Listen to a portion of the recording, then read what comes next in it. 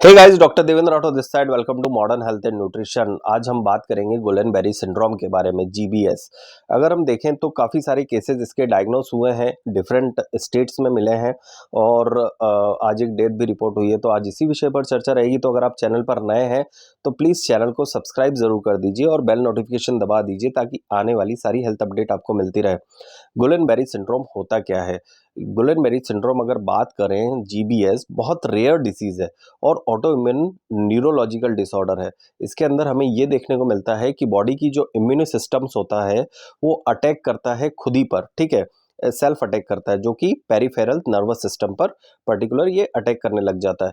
तो peripheral nervous system क्या होता है? नर्व्स जो होती है ब्रेन के आउटसाइड और स्पाइनल कॉर्ड के आउटसाइड होती है, उसे पेरिफेरल नर्वस सिस्टम कहते हैं, ठीक है। इसकी वजह से क्या होता है कि ये लीड कर जाता है मसल्स वीकनेस में और आपको टिंगलिंग सेंसेशन और सीवियर केसेस में पैरालिसिस तक होने की संभावना बढ़ जाती है। अब इसके कारणों के बारे में बात करते हैं। कारण क्या है? Exact cause of GBS, Guillain Barre syndrome का एग्जैक्ट कारण अननोन है।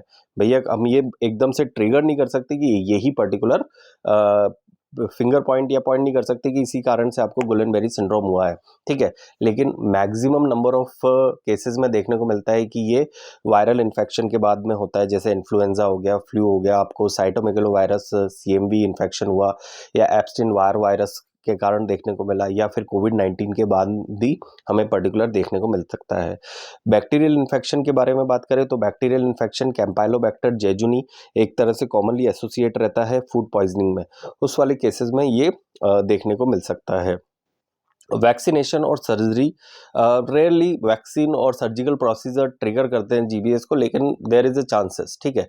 अब ऑटोइम्यून रिस्पॉन्स क्या होता है? देखो, इम्यूनिटी सिस्टम, जो इम्यून सिस्टम होता है, मिस्टेकनली टारगेट करता है माइलिन शीट को, जो कि कवरिंग होती है नर्व की, ठीक है। जैसे आपने एक तार देखा होगा, तार के ऊपर कवरिंग रहती है, पेंसिल के ऊपर भी एक अपन देखते हैं लकड़ी की कवरिंग रहती है, ठीक है।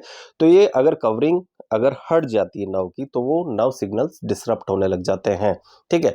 तो उसकी वजह से आपको कुछ सिम्टम्स देखने को मिलते हैं। तो सिम्टम्स में क्या क्या होगा? सिम्टम्स में हमें टिंगलिंग और पिंस और निडल सेंसेशन देखने को मिलेगी हाथ में, पाँव में, ठीक है। अगर बात करें फिर है ना, वीकनेस देखने को मिलती है, लेग्स में वीकनेस हो रही है, वो अपर बॉडी तक जा रही है, ठीक है।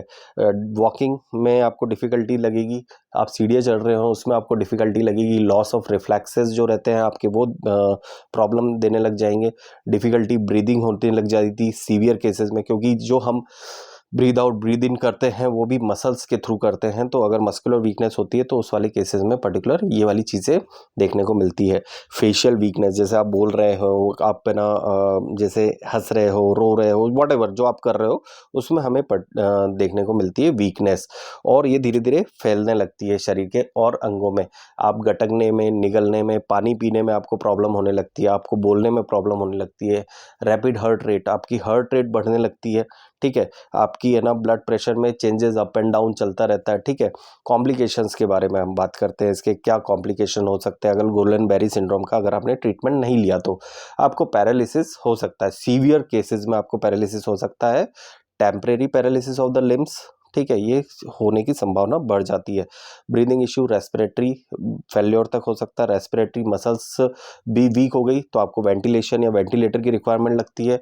हार्ट रिदम प्रॉब्लम, हार्ट भी एक तरह से मसल्स है, तो heart rhythm problem, irregular heart beat और ब्लड प्रेशर में फ्लक्चुएशंस आपको देखने को मिल सकते हैं। क्रॉनिक केसेस, क्रॉनिक कंडीशन, जैसे जो कुछ लोगों में ऐसी प्रॉब्लम है जो लंबे समय से चल रही है भैया, कुछ लोग बूढ़े लोग हैं उनमें वीकनेस बनी रहती है, कुछ को है ना थकान वाला सिंड्रोम रहता है, तो उसमें रेसिडुअल वीकनेस और सेंसरी प्रॉब्लम लंबे समय तक परसिस्ट करने लग जाती है, ठीक है। अब ट्रीटमेंट के बारे में बात करते हैं। कन्वेंशनल ट्रीटमेंट क्या होता है भैया? देखो, hospitalisation, most patient need hospitalisation करके मोस्ट पेशेंट्स को हम क्लोजली मॉनिटर करते हैं, ठीक है।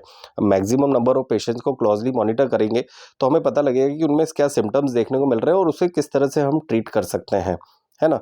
तो ये चीज़ें हमें देखने को मतलब ये करना पड़ता है गुलेनबेरी सिंड्रोम के केसेस में।